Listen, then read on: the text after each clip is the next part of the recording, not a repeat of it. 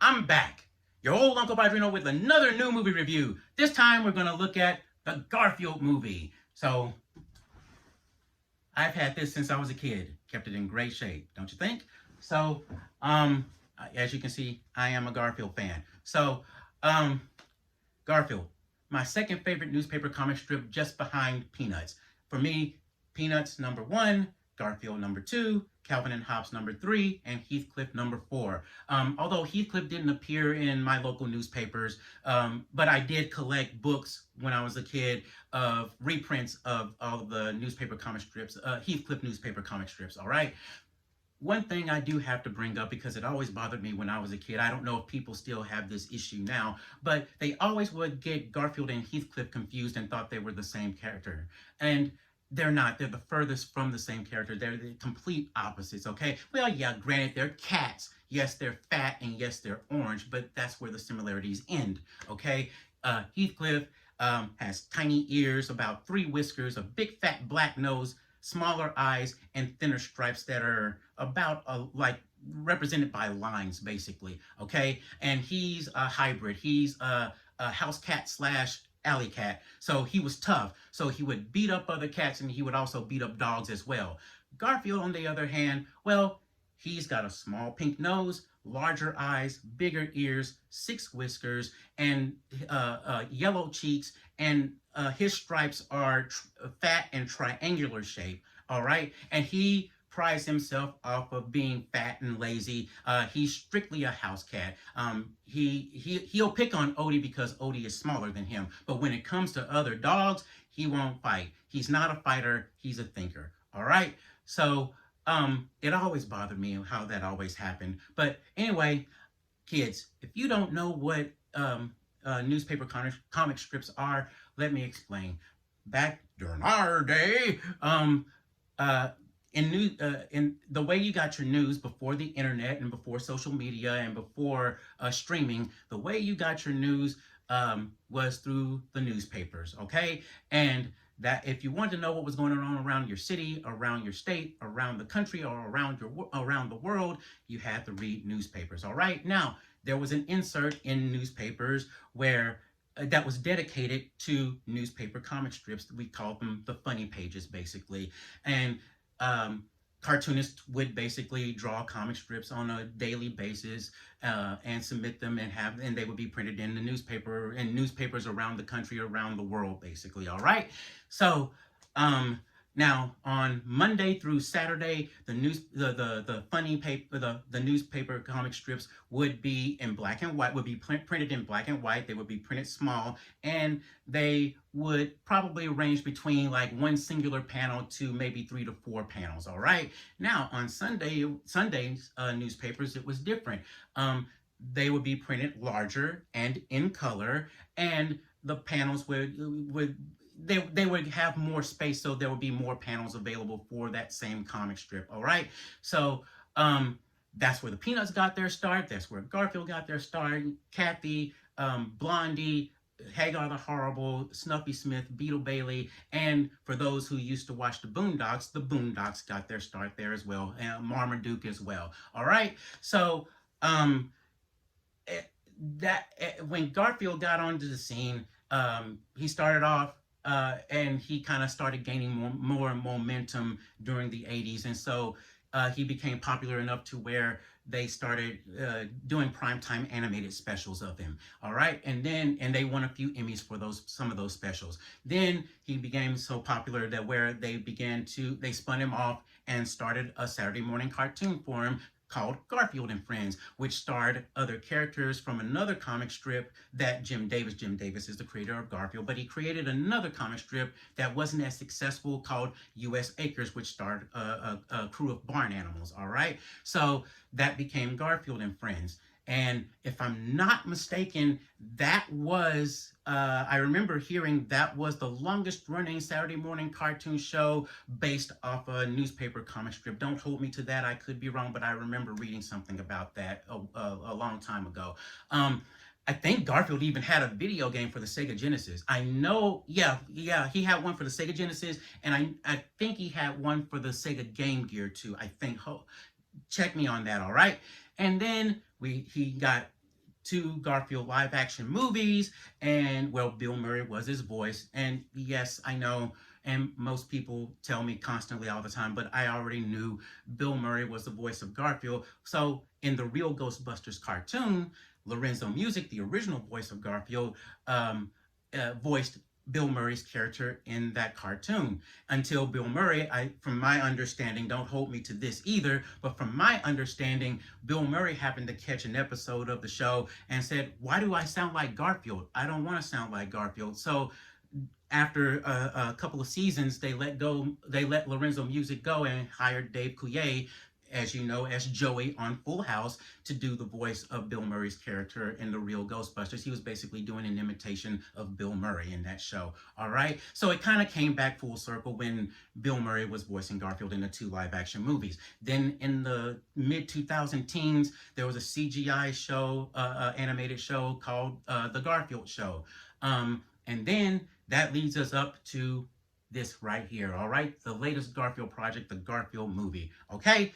So, as far as the story goes, it's a little bit of an origin story to an extent. It shows how Garfield and John met, and it currently shows how Garfield is living the life that he's living now with John and Odie, okay? And one night, he and Odie are kidnapped, and they're rescued by a mysterious character who turns out to be Garfield's father, Vic, okay?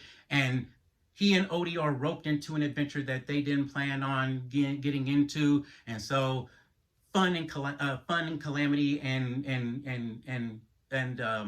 fun calamity and humor ensues, okay? So that's a little bit of the story, all right? That's kind of the main idea, all right? Now, with the story, it's a pretty decent story. It's not too bad. It's very simple. Nothing too out there, you know, that you don't have to keep track of or anything like that. There's little bits and pieces here and there that you may recognize, little Easter eggs that you may recognize throughout the movie. I know I did. And that are Garfield related, of course. And but the main thing about the story is, if you watched my movie review of If, I talked about how it was kind of a bit of a story about the relationship between a father and a daughter. With this movie, it's a story, a little bit of the story of the relationship of a father and his son, all right?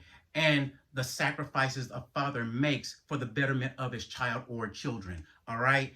And as a child, they may not like the idea or the decisions that were made, but they may realize later on, especially after explanation or after they become older, they may realize why it was done, why he did what he did, all right? And for me, just like with the movie If, I'm all about entertainment, and I'm going to keep talking about this until the day I die, all right? Or until things change.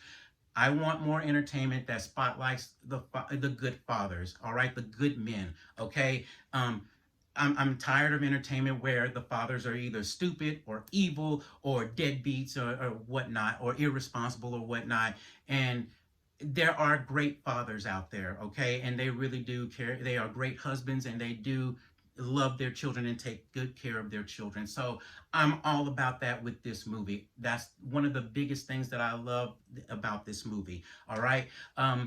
The other thing, I mentioned the Easter eggs, but another thing, as it does capture Jim Davis's drawing style, okay, and character design, all right? Now, there are some little changes, bits and pieces here and there as far as the character design goes, but they really did capture Jim Davis's drawing style to an extent, all right? Even how the studio that worked, Blue Sky, the studio that worked with the Peanuts movie, worked really closely with the Schultz family to make sure that everything was precise and as it should be with the Peanuts characters. And I think that's why that movie was so good. Now, I may compare the two movies, this movie and the Peanuts movie, because one, they both have something in common. They both started out as newspaper comic strips, and two, they both have CGI movies now. So they worked very closely with the Schultz family and to make sure and had access to all of Schultz's comic strips and had access to all of the Peanut specials, and they really captured the movie and moving the animation of Bill Melendez's animation style as far as the specials goes, and they really captured the how the characters look and how they would move in the comic strip as well. Well, the same thing was with the Garfield movie. Jim Davis was heavily involved, and they really captured how he would move in the comic strip as well as an animated how he was animated in the film Roman Garfield specials and Garfield and Friends as well. So they really did a great job with that, and I was very impressed with that. The other thing, Samuel L. Jackson does a really good job as Garfield's father, Vic. Ving Rhames, his character is pretty funny. I liked him as well. And of course, Snoop Dogg, even though he has like a couple of lines of dialogue, I think it's funny because, of course, it's the irony of it. Is Snoop Dogg voicing a cat character. So, I mean, you can't go wrong with that, all right? That's awesome, all right? So, that's all of the positives. Now let's jump over to the negatives. Negatives. As far as the story goes, I think that with the Peanuts movie, everything was contained within their town, all right? Anytime there was more venturing outside of the town, it was primarily told through the imagination of Snoopy as the World War I flying ace flying in his Sopwith Camel in parts of Europe, different parts of Europe, all right? Now, you may argue, okay, well, the previous 4 Peanuts movies in order, A Boy Named Charlie Brown, Snoopy Come Home, Race for Your Life, Charlie Brown, my favorite one of all 4 of them, and Bon Voyage, Charlie Brown, and Don't Come Back. They all take the Peanuts outside, but it was a gradual thing. A Boy Named Charlie Brown had Linus and Charlie Brown and Snoopy venturing outside of the town for a brief at the end of the movie, at the near end of the movie, the second half of the movie, and they're in a city. Okay, Snoopy Come Home. Snoopy and Woodstock are traveling outside of the town to another town that's not too far away, that's nearby, so it's not a city or anything like that. Race for Your Life, Charlie Brown, they expanded it even more because now the characters are out at camp in the wilderness, okay? And then even further in Bon Voyage, Charlie Brown, well, they're out of the country and in France. With this, I think they should have contained Garfield's world more instead of having, yes, I know he's a house cat and it probably would have been boring to have him strictly around the house, but in the house and in the neighborhood, I think would have been the primary place instead of going beyond the neighborhood, okay? And that's what happens. And the reason that I'm saying this is because, saying this as a negative is because of one, retcon. We, in one way, anyway, we already know pretty much Garfield's origin. We don't know how Garfield and John met. Don't care. Some things should just stay a mystery, okay? It's just better that way. DC announced several years ago, we're gonna reveal the real name of the Joker. Why? We don't need to know. We like him. We don't need to know all of that. Well, with Garfield, the second primetime special, which was Garfield on the Town, we met Garfield's mother. Garfield met his mother, and we found out that he was born in the kitchen of an Italian restaurant, which is where he got his love of food and Italian food especially. So that's been retconned. Number 2, as far as that goes, as far as the story, it forces the creators of the movie to change Garfield and take some bits and pieces of his personality out, and it makes him less Garfield. I mean, so it is Garfield, but it's not Garfield at the same time, all right? Because on this adventure, without him being being in the comfort of his home, he's not as cynical, he's not as mean-spirited, he doesn't kick Odie off the table. In fact, Odie is pretty much like a butler, a servant to him in a way, but he doesn't.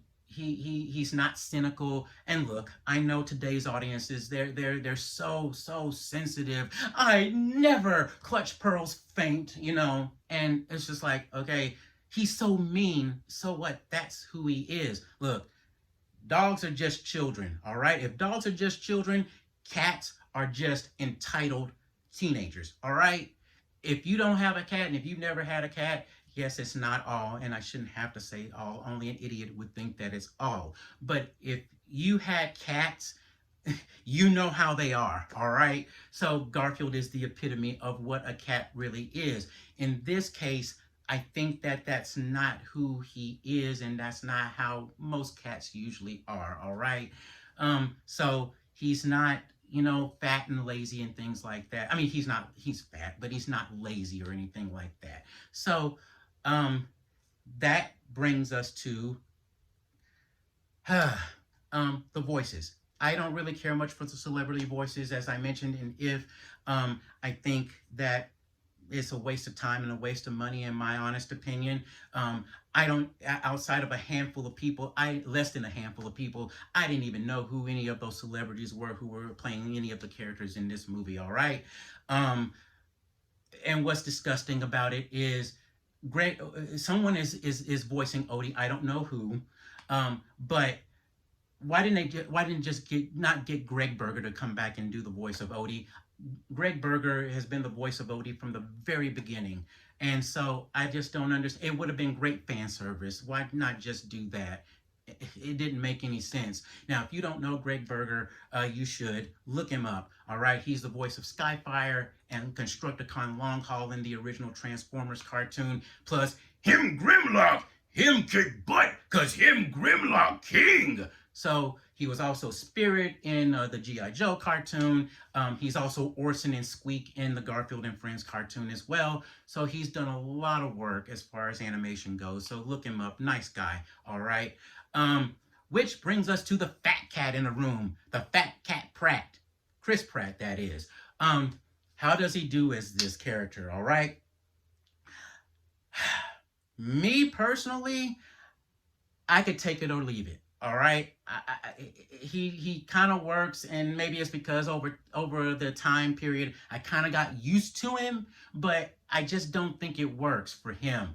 Now it may work for this version of Garfield, maybe that's what it is, but he's not. It doesn't do anything for me. Now I know a lot of people were concerned about him doing the voice of Mario in the Super Mario Brothers movie last year, which I thought he did a good job in all honesty. But as Garfield, I just don't think it works. And that goes and that's in fault of the story, in my opinion, because Garfield is very monotone.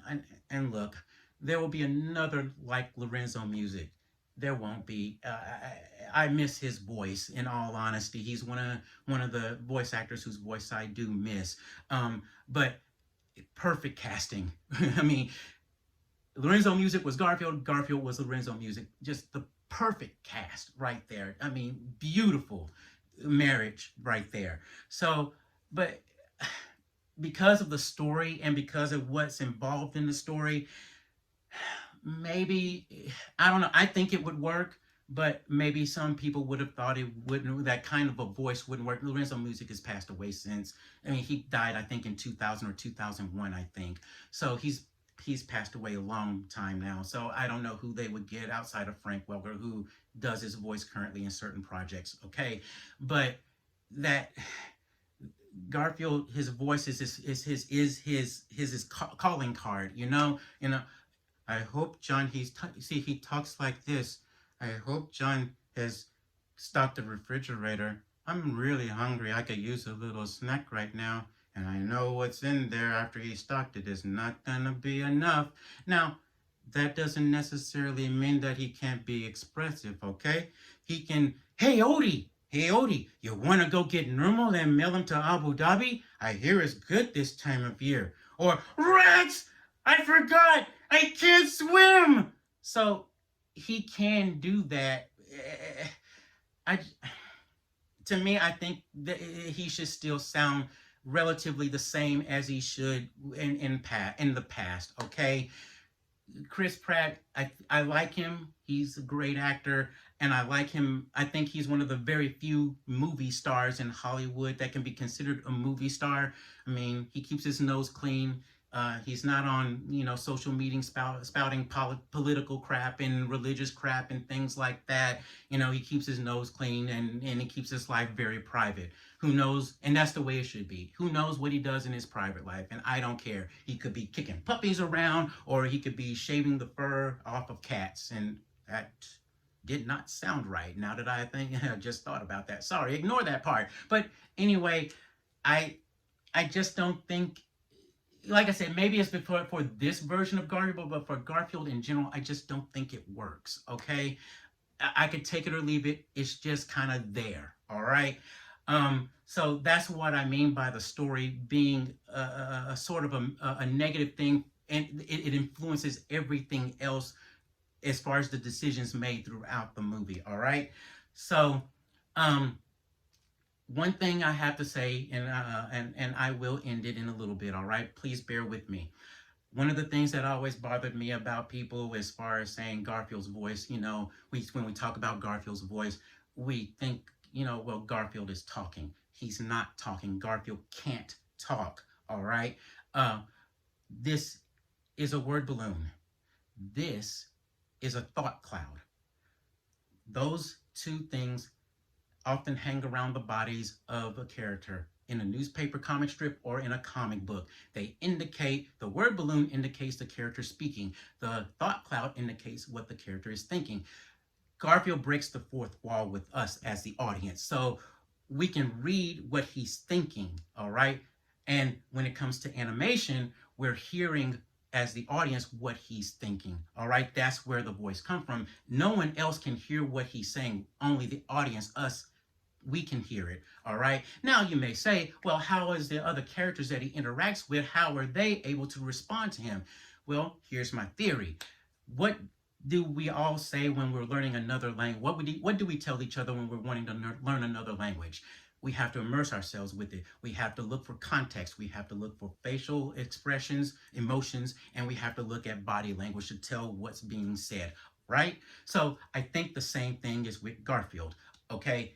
His facial expressions, his body language is conveying what he was trying to say to other characters. Snoopy does the same thing. They basically pantomime, okay? That's basically what it is. So now, in this movie, Garfield is speaking. What they've done in this movie, Garfield does speak. His mouth is actually moving. A voice is actually coming out of his mouth. So when he's speaking to other animals, they hear him and they react. Now, here's the thing. When the animals are speaking to humans, well, all they hear is their animal tongue. Not their native tongue, but their animal tongue. So when we hear when we hear a cat speak, it's meow, meow, meow. When we hear a dog speak, it's bark, bark, bark, horse, neigh, cow, moo, so forth, birds chirp, so forth and so on. And that's nothing new, really. That's been done in cartoons in the past. The thing that I can probably think of off the top of my head right now is Chip 'n Dale's Rescue Rangers, not the movie that came out on Disney Plus, but an episode from the actual series Chip 'n Dale's Rescue Rangers. The Rangers are calling the cops on the phone, and on the other end, the cop is hearing squeak, squeak, squeak, squeak, squeak, and Chip says to the others, I don't think he can understand Chipmunk, and Monterey Jack chimes in, I don't think he can understand Mousie's either. So that's been done before, and I think that's a smart way to do that with this movie, okay? So I just had to kind of get that out of the way. Balloon, speech. Cloud, thought. Again, balloon, talking. Cloud, thought. Balloon, external. Cloud, internal. All right? So that's how it works in their world. All right? So as far as this movie goes, man, this is a tough one for me. I don't know how to judge it. I have to take my personal feelings out of it as far as being a Garfield fan goes, okay? So I have to think of it like, if I stripped Garfield from this movie and it's a brand new character, it's the ABCXYZ movie, all right? Would I still say this is a good movie? Yeah, it's a decent movie. I think you'll like it. If you're a Garfield fan, you may like it. You may not like it because you may notice changes, again, like I did, okay? Now, the father-son relationship aspect of this movie is what really drives me. And so for me, I'm going to get, I would say, At first, I would say you should wait until you stream, until it comes on to streaming, okay? But I'm going to give it a full price admission, but barely. It's right on the line because I would say just give it a matinee. But because of the father-son element, the relationships with the father and son, I think that's what pushes it over slightly over into full price admission. The jokes are hit or miss. A lot more misses than hits, but hey, it works. It's a cute movie, all right? You're not missing very much if you don't go watch this movie, in other words, okay? So, like I said, barely full price admission, but just because of the father-son relationship. All right, so that's it for me. So take us out, Stan. That does it for this episode of the No Spoiler Show. And remember, if it looks and smells like a kitty litter box, it must be spoiled. Tune in next time. Until then, Excelsior!